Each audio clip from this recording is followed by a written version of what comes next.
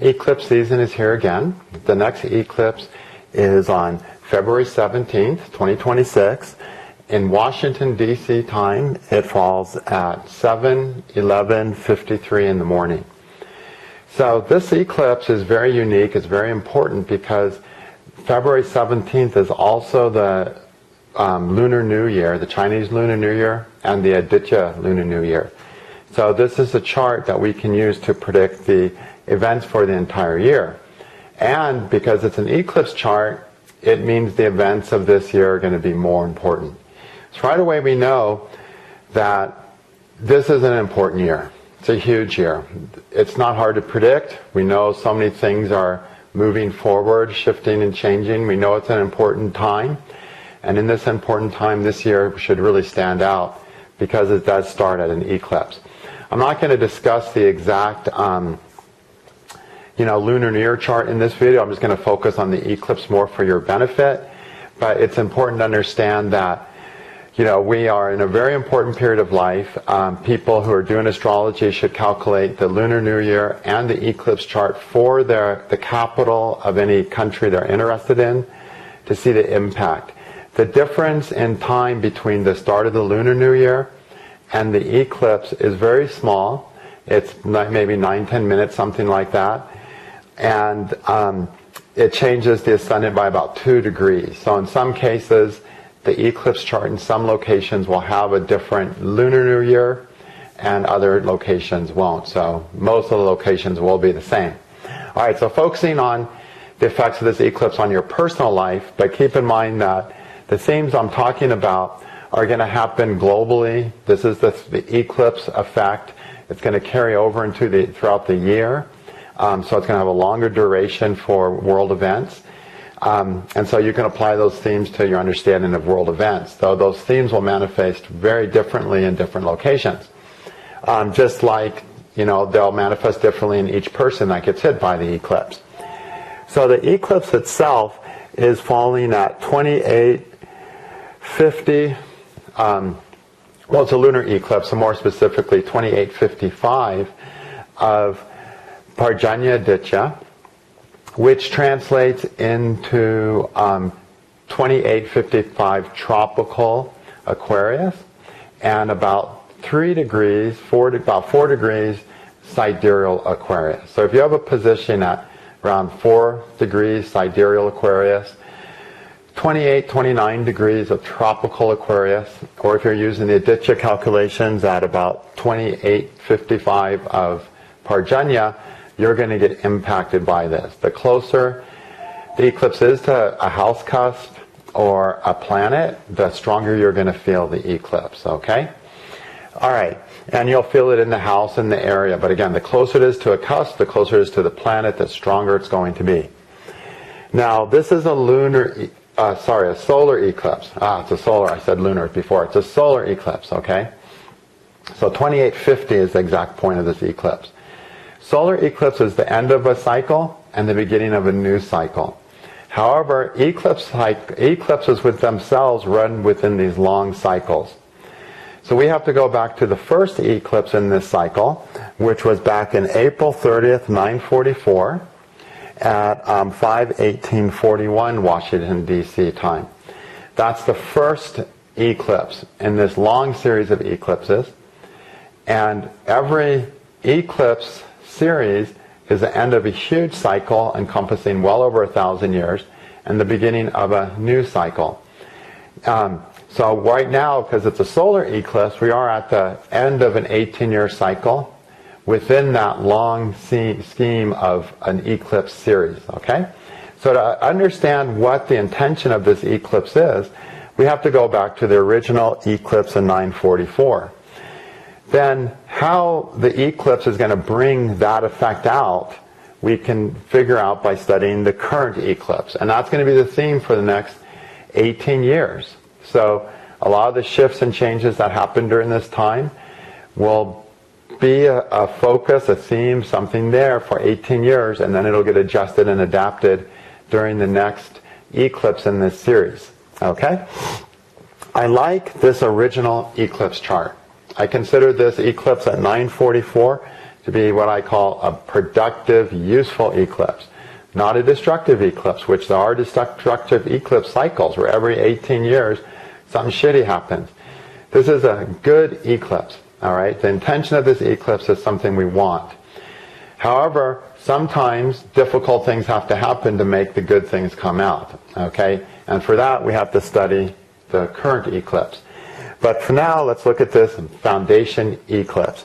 This foundation eclipse, the sun and moon, the eclipse of the sun, happened in Mitra Aditya, which is tropical Taurus, and it would have been in sidereal Aries, all right? I'm going to use the symbols of the Aditya. So I'm going to focus on the Mitra Aditya. If you don't know what the Adityas are, you can search Adityas on my channel and learn more about those. But I do my interpretations, especially for these eclipses, I like to use the Adityas. So, Mitra Aditya is the sign of friends. Mitra means friends.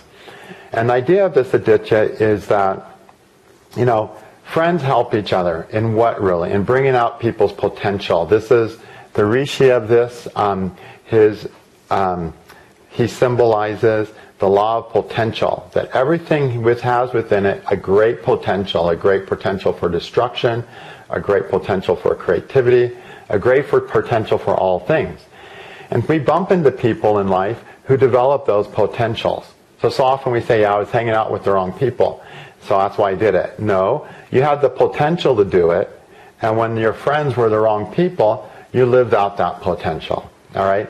So the people we bump into develop our potential. Sometimes we casually bump into someone, and they casually just say, you have a mark on your palm that you would be a good healer.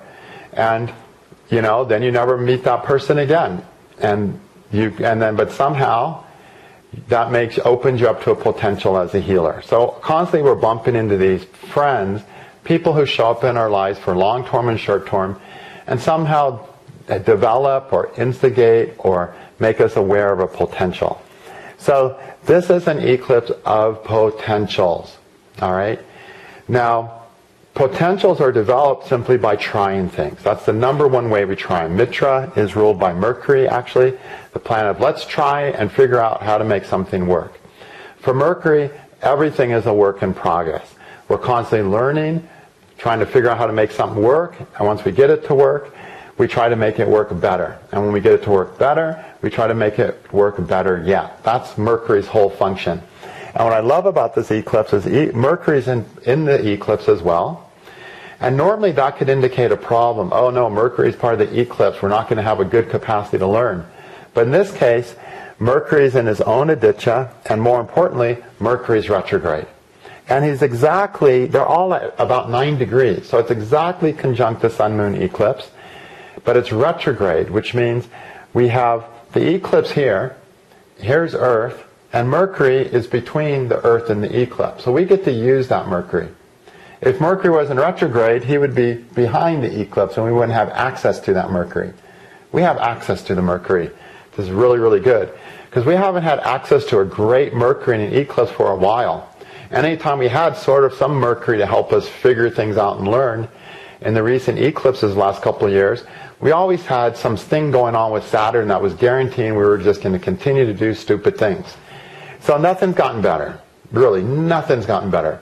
But here we finally have an eclipse cycle. We have this wonderful Mercury that says, okay, I'm going to figure out how to use more of my potential. The way things are going is not working. And I'm here to figure out a way that will work. What is that way? I have no fucking idea. It's an eclipse. All I know is the way we've been trying to make things work for the last 18 years hasn't been working, and we need to find a better way. And this time we'll actually come up with some good ways because we got this nice Mercury as part of the eclipse. And because the eclipse itself is not afflicted. All right? We don't have a problem with Saturn in this eclipse. Okay? In the original eclipse. Saturn's over here at 052 of Indra. It's a semi-sextile to the eclipse. It's not a serious problem. What it shows is it's going to cause delays in figuring things out and more importantly, delays in instigating that. So when this eclipse hits you, you're going to figure out ways that you can try to do things. You're going to go, aha, I know what's going to work. I'm going to try this. I think this will work. This looks promising. And then you're going to start doing it, and it's going to take longer than you want to. Saturn's not going to stop it. Saturn's not going to destroy it. Saturn's just going to show the reality of, okay, even this thing that will work, it's not instantaneous. It's not as fast as your imagination. You're going to have to take your time with it. It's going to take time to reach the success that this Mercury is capable of. But it's not going to deny it, okay? So I like that. The other thing we have impacting this eclipse is we have the Sun, Pluto, also semi-sextiling the eclipse, the Sun, the Moon, and the Mercury. It's a semi-sextile. It won't be that, destructive again. I only really get really concerned about Pluto stuff in the eclipse charts if it's squares, conjunction, oppositions, and if there's Mars involved. Then you have to be concerned, okay? With Saturn involved, you have to have some concern too, which I'll get to in a moment. But first, the fact that Pluto's hitting the eclipse, or a tight aspect to the eclipse, shows that it's going to take radical thinking, and you're going to have to really change your mind. See, we don't want to change our mind. We don't want to say, I've been doing everything wrong. I have to change my mind. This was a mistake. We don't want to change all those things. I mean, our ego really hates that, acknowledging that you've been doing the wrong thing for a very long time, but you've gotten stuck. You're not realizing your potential. Wherever this eclipse is hitting, you're like, I haven't achieved my potential. This isn't working. And part of making it work is going, I'm attached to this idea that's not working. I have to let this go. I got to eat crow. I'm going to look stupid, maybe. I got to go back on something I did. I have to do something that's going to challenge me. Okay, it's going to challenge Saturn, which means it's going to challenge my fears of rejection, my fears of humiliation, whatever they are. Because when you start doing something in a different way, or you realize, wow, what I've been doing doesn't work, and I want to get on track with what does work, that can be a very humiliating experience, okay? Or it can just be scary, because you've been doing it this way, and yes, you're not using all your potential, but you're still alive, Your life has some good points in it. So it's like to change that, it's like the devil you know is better than the one you don't. The thing is, the devil you don't know just may well be an angel. But the Pluto-Saturn conjunction is showing that this eclipse cycle is going to bring out, is going to show you where you're scared, where you're stuck, and why you're not able to move forward, why you're still playing the game in a way that you're not really living out your full potential. Potential in what? In the area that this eclipse falls in the area that this eclipse is hitting. All right? Because this whole eclipse series is about finding a better way to do something. And your ego is going to have resistance because of the Pluto-Saturn. It might impact your livelihood. May impact your status, the respect you have, the adoration you have of people. It might stir up some things, okay? And that's true. Sometimes doing something in a better way causes some stress. This eclipse, yes, it's going to cause some stress when you start doing things in a better way. But it doesn't matter, because that one of the Pluto-Saturn is really just saying, and the Pluto involved with the eclipse is basically saying, we're not going to let this stuff hold us back. We are willing to deal with the repercussions to our ego, that trying something new will help, will require, okay? All right. So this isn't the easiest eclipse, because you're going to have to deal with some things your ego is like freaked about, okay? And you're just going to have to tell the ego to shove it and move forward, okay? So there'll be a transformation. You'll have to have a different outlook on view on yourself, okay? Because we have to move forward with ourselves, okay? If everyone else has a problem with us, that's okay. But we can't have a problem moving forward with ourselves. this Pluto-Saturn shows there's going to be great challenges when to the people this eclipse hits, to moving forward with themselves. They're really going to have to drop some stuff to be able to do that. But the eclipse is showing you're going to do that. You can do that. You will do that. So it's a time of getting over your ego-bound limitations, your fears, and so on. Fears are simply ego-bound limitations, okay? All right. So there'll be that intensity there, but it's not destructive. This is an eclipse of let's figure out a better way. Now, that's not to say in some of the countries where this eclipse is impacting, because of the nature of that eclipse chart and where the planets are falling and where the eclipse is, that it might not be destructive for that area. Sometimes taking a new direction requires, first you just blow the laboratory up and then you rebuild, okay? Because there's always countries where the eclipse falls in the 8th house and so on, falls in dangerous houses. And so then you have to realize that it'll be more intense in that area. But this is a good eclipse because it's an eclipse of figuring out a better way to do things so that you're living out your full potential. Like, let's just look in the worldly way. The potential for world peace is there now, really more so than it ever has been. I mean, really, think about it. Potential for world peace is greater than it's ever been in this day and age. Yet, why aren't we achieving it? Right? We have to achieve it. Okay? The potential is better than ever. How can there be world peace when it takes 6 months to get a message across the world like it used to be, How can there be world peace when most people can't communicate with each other? Now, even people with different languages can communicate using Google Translate, by translating on the internet. So, the potential is great for world peace. Why isn't it happening? Because people are trying things in the wrong way.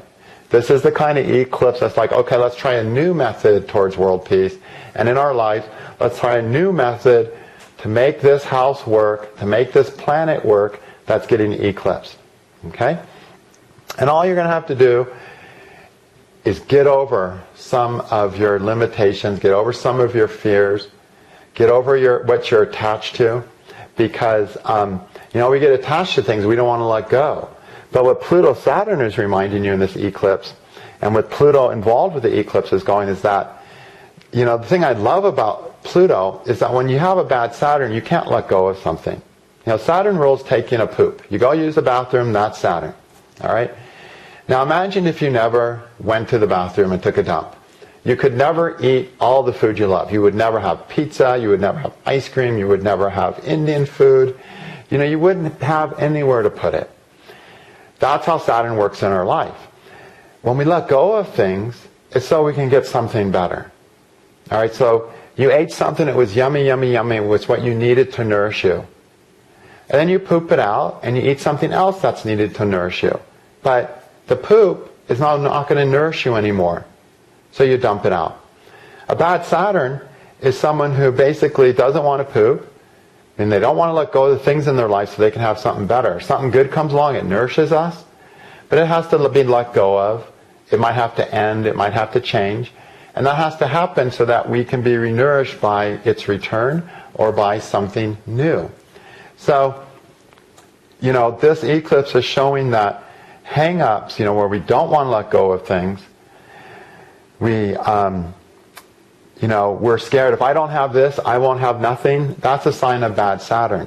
Until you put something down, you can't pick something new up, right? You know what I mean? A bad Saturn's like, I'll have nothing. I won't have a job. I won't have a person. I'll have nothing. I'm going to hold on to this for dear life. And then they're not achieving their potentials in love and money and career success and inspiration. But they have something. But if they let that go, there's a moment where we have nothing. But then we can get something. So that's what Saturn's for. But oftentimes we get stuck. Well, this eclipse, because of Pluto with Saturn and Pluto here to the thing, won't let people get stuck. Okay? Which means if you're hanging on to something because you have a bad Saturn and you're scared to let go and you're scared you have nothing, you don't believe there's something better. If you go take a dump, you don't believe there's more nourishing something out there for you. then the Pluto Saturn is going to take care of it for you. This eclipse can help get rid of that. So anything this eclipse gets rid of, it's so that you can go forward and live out your potential. And you might not have anything in your hands for a minute, but eventually you're going to get something nourishing as you do the new things, as you figure out the new way of Mercury and Mitra. Okay? So this eclipse is falling in Mitra. Look out for friends. Look out for people who show up, who help you realize the potential. Okay? Or people show up like, wow, I have more potential with this person than with this person. That kind of stuff can happen during this. It's about people showing up that can show us potentials. Okay? Other interesting thing about this eclipse is we've got Jupiter on one side, Venus in the other. Rahu's on one side, but it's in lower degrees than Jupiter. So we have what's called a Shubha Katari Yoga with two benefic planets on the side of the eclipse, supporting this eclipse. Now this is good because this gives us some wisdom to rely on. Jupiter and Venus are the Brahmins, the wisdom planets. Some wisdom to rely on, some counselors to benefit from, and so on. However, Jupiter and Venus are not in great Lajitadya Avasthas. Okay? So because of that, the wisdom isn't perfect, but at least there's some buffer there, some help there. So this will help you deal with some of the hardships of the shift that this eclipse will require. Okay? So that's the theme of this eclipse. That's the general. Neptune's very far away from the eclipse. It's not going to have a huge impact. Mars is not having a huge impact on the eclipse. I'm not going to deal with that. It's nice that we don't have Mars involved because we do have Pluto involved. So that's the general theme.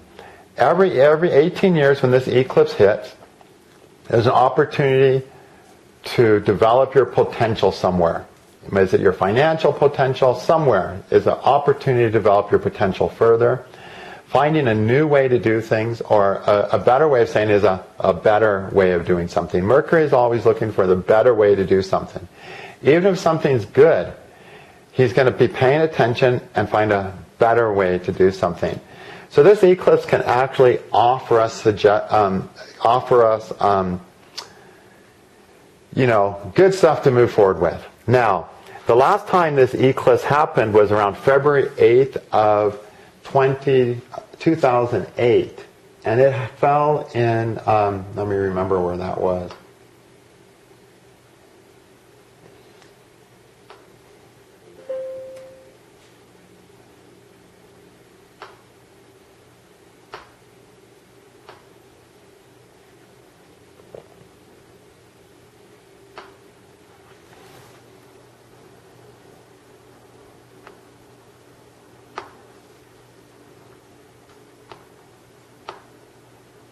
Okay, it was February 6, 2008 was the last time we had this solar eclipse.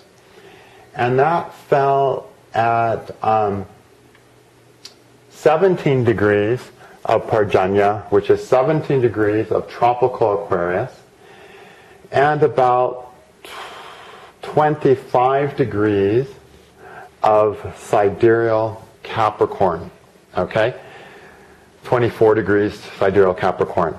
So, if you had anything there, then you've experienced one of the eclipses in this cycle. So I always like to look back at my chart and say, did this eclipse affect me 18 years ago? 18 years, 10 days ago is what it usually comes out to be. And if it did, you have an idea. And things that happened because of that eclipse, if that eclipse hit you January, February, March of 2008, things that happened during that time, you might find a theme of what's happening now.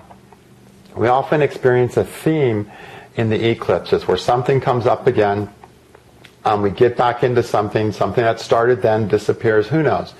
So look for any themes and look to see how that period was for you. Because there'll be some similarities, so that we can kind of get on target with this eclipse. Now the particular eclipse we're having on February 17th, again, it's a solar eclipse, so it's the end of a cycle and the beginning of a new cycle. So whatever planet's getting hit, whatever house it's falling in, whatever house cusp it's landing on, you're going to finish a cycle of how you're doing things with that and start a new cycle. What kind of cycle? a cycle that helps you bring out more of your potential. It's a horrible thing not to be able to realize our potential. You know, say you're working in a corporation, you have all this creative potential, but your boss keeps saying no, no, no, and you're like, oh, I want to use my potential. You obviously need to get out of that.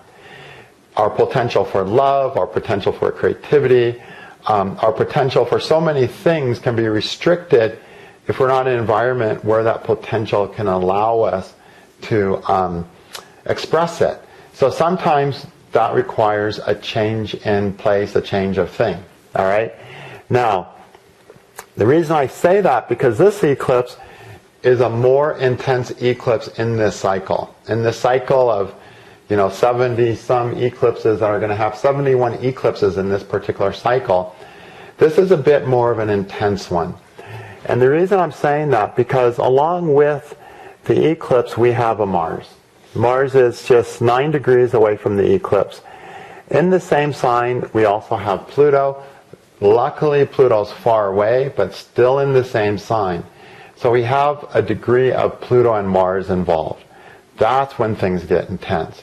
So what this shows is that if you get hit by this eclipse, because of not having lived out your potential in certain areas, on the areas that this eclipse is landing, there's frustration. This frustration is built up, and it might explode. All right?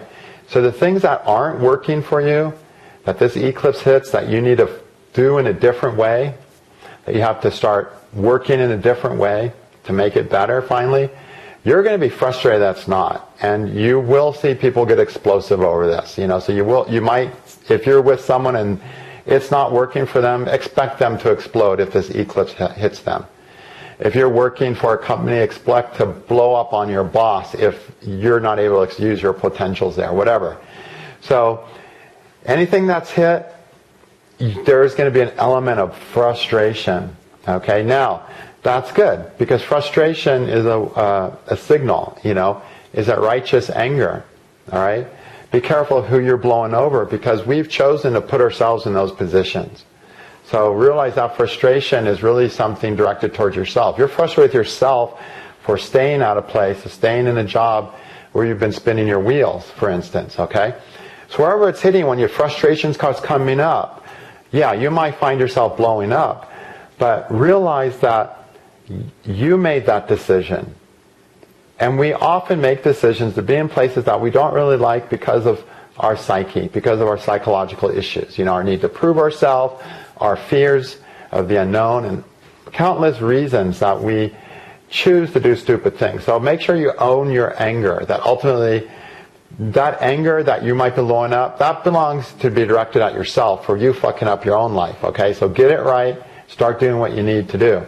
And do apologize to anyone you blow up over, and when you realize that, wow, this is my fault that I'm in this place. And go apologize to them if you do explode on them. So there's that potential for intensity with this eclipse.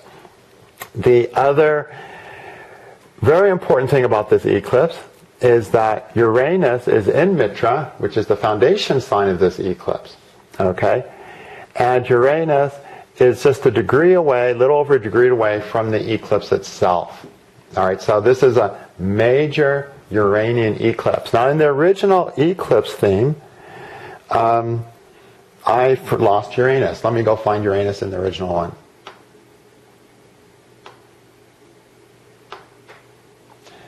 Okay, in the original eclipse theme, Uranus was sitting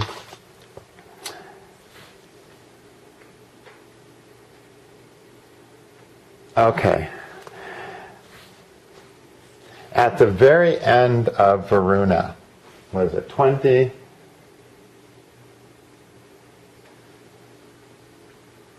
Looks like 28, 29 degrees. So very end of Varuna, which is very end of tropical Gemini. Okay? And that Uranus is with Venus. It's not impacting the eclipse exactly, but it's really 2 degrees away from Saturn, who's at the very beginning of Indra. But Uranus wasn't impacting the eclipse exactly. Now it is, though. Okay? I always like when I see Uranus coming up. This is not a Uranian type eclipse. It's not this whole eclipse cycle is not about Uranus, okay? What Uranus does, if it is part of an eclipse, it really helps bring out your best. Okay, Uranus says there's things in me that are better, that need to be lived, that need to be expressed, and so I'm going to start expressing them. I get past the things that are blocking me.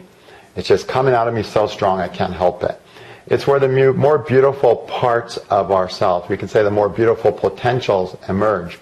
The interesting thing about this rishi that belongs to Mitra, he gave birth to 3 children. One child was an incarnation of Brahma, one of Vishnu, and one of Shiva, showing that this Rashi has the potential for all 3, creation, preservation, and destruction. And Uranus is the creative aspect, all right?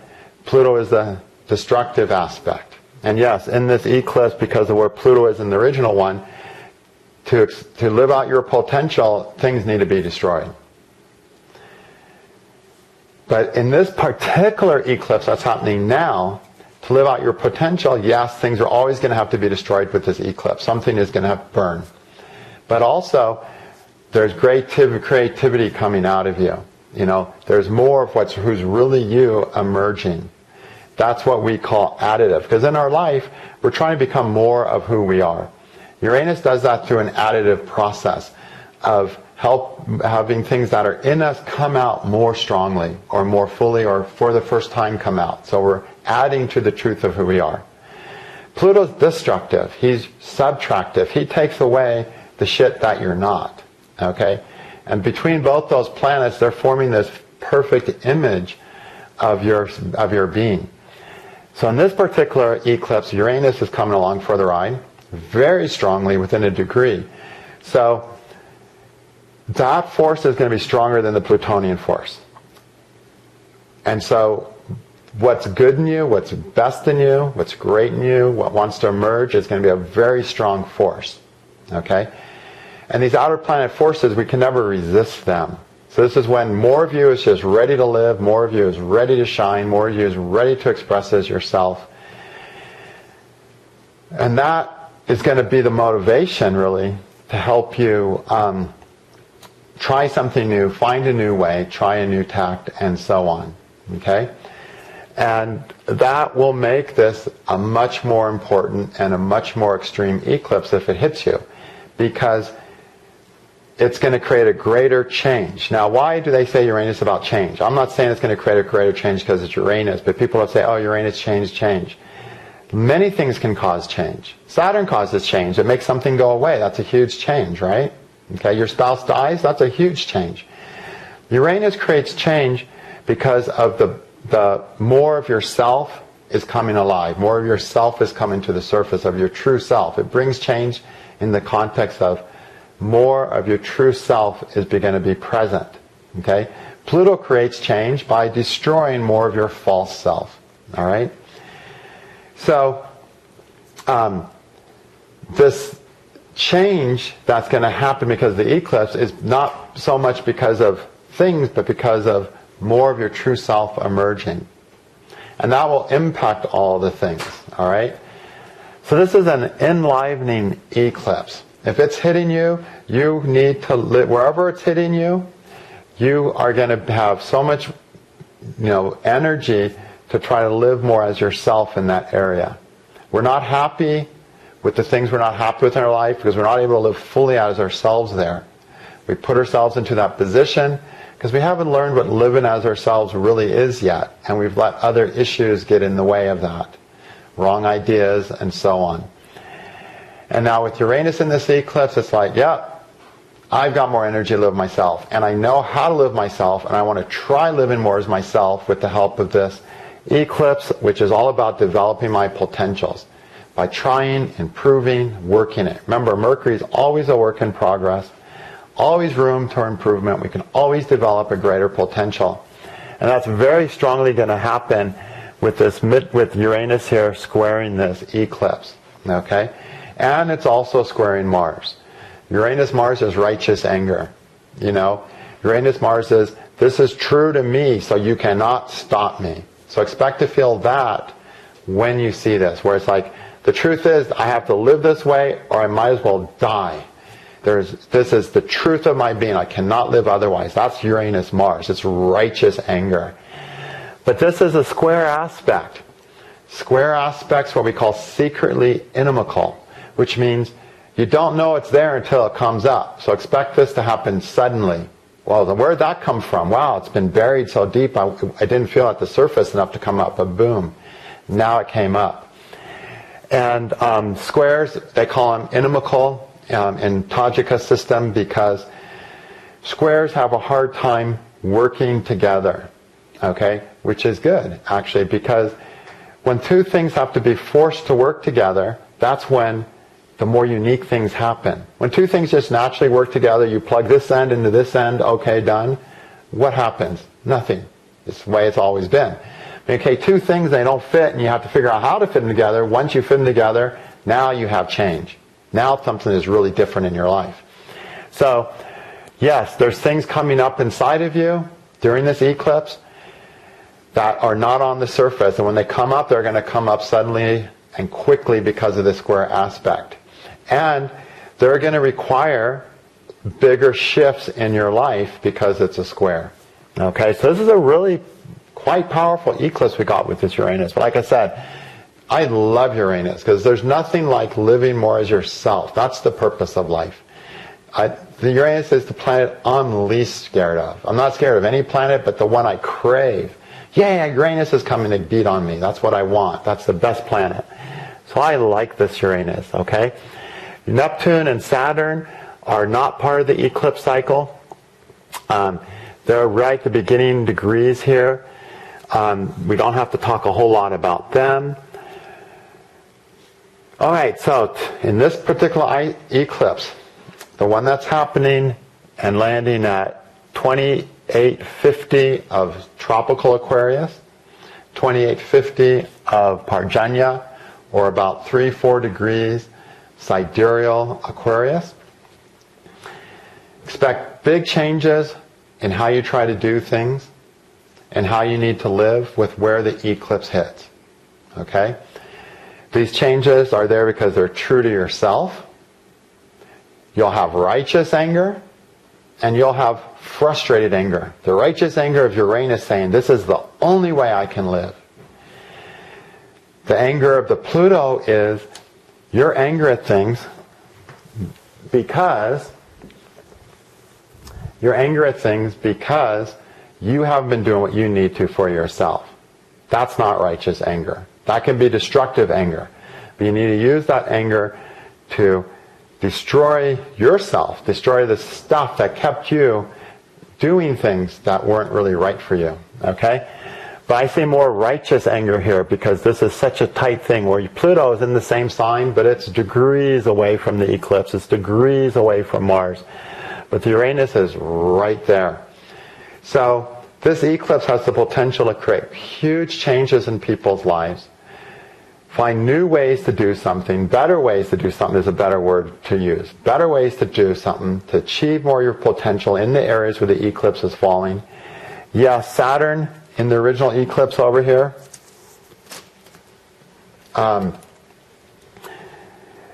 is aspecting the eclipse planets. So these plans, these new ways are not going to give you results right away. It's going to be a long game. All right, I'm moving towards it. I'm not getting there in 1 week. I'm moving towards it. It's a work in progress. It's going to take time. The thing I hate about the least about this eclipse is that while I've become a very patient person through living the trials of life, I am not a patient person. I want what I want it now, So this Saturn here, if you haven't learned patience through the trials of life, you're going to have to be patient with this one. But it's not blocking things the way. Remember the last eclipse video, I'm like, great potential. Wow. But it's going to be blocked.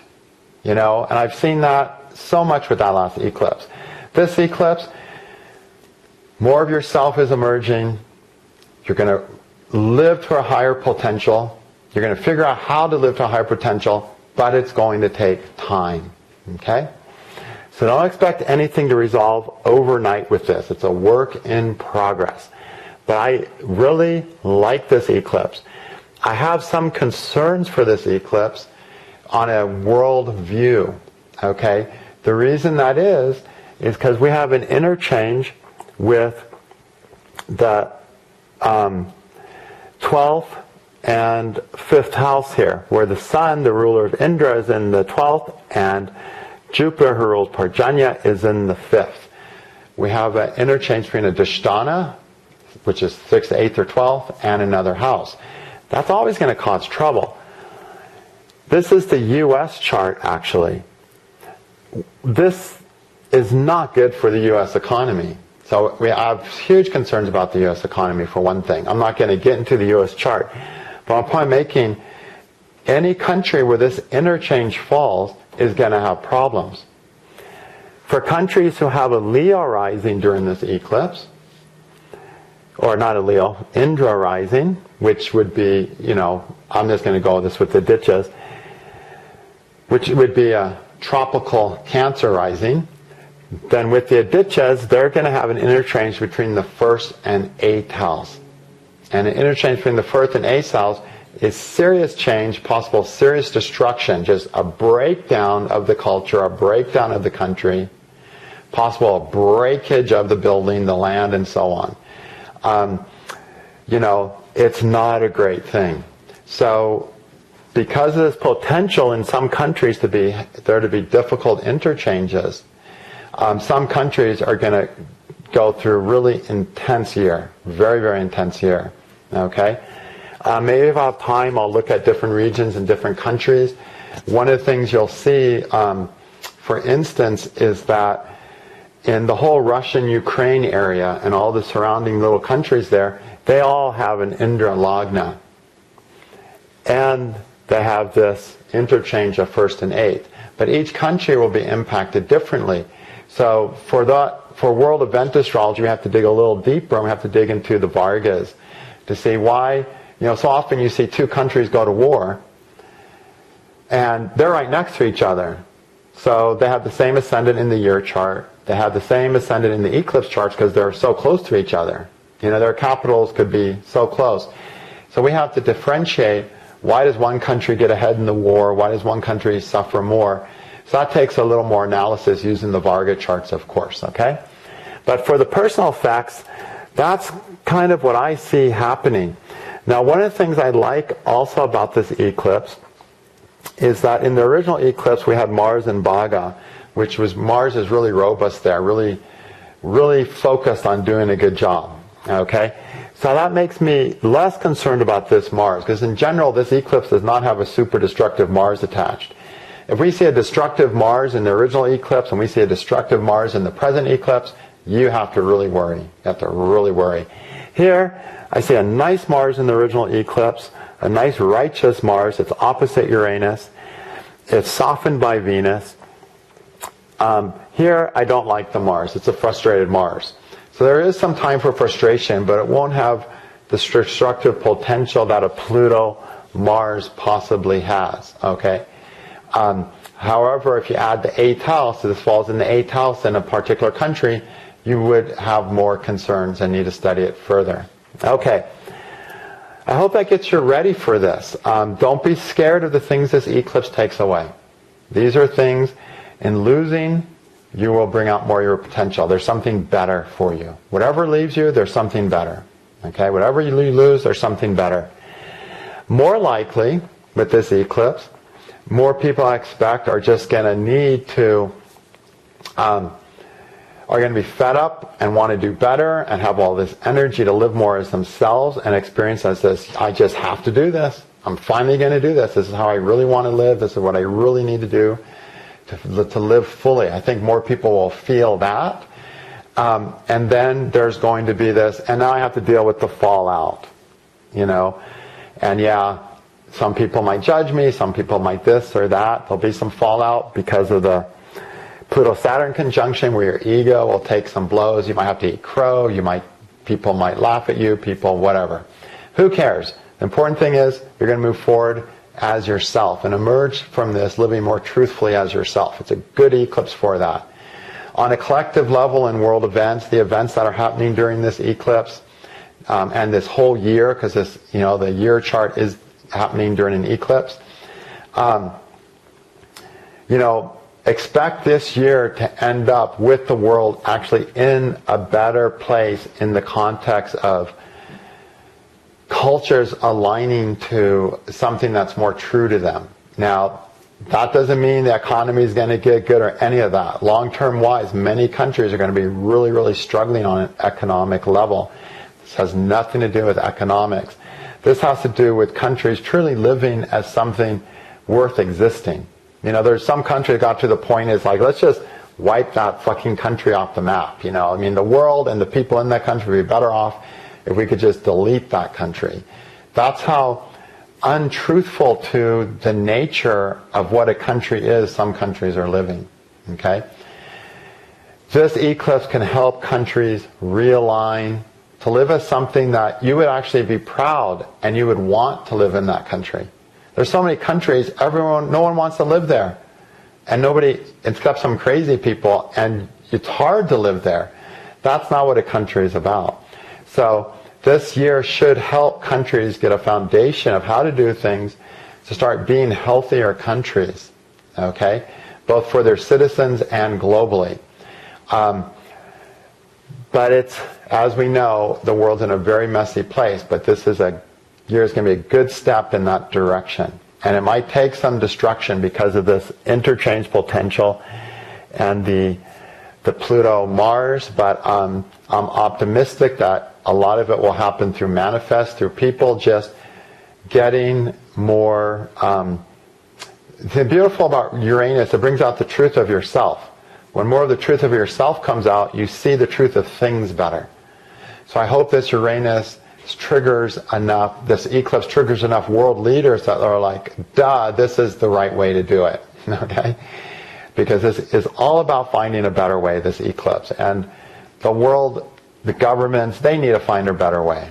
Okay, obviously. And so do we in any area of our life that this eclipse hits. Time to find a better way that's more true to us. All right, thank you.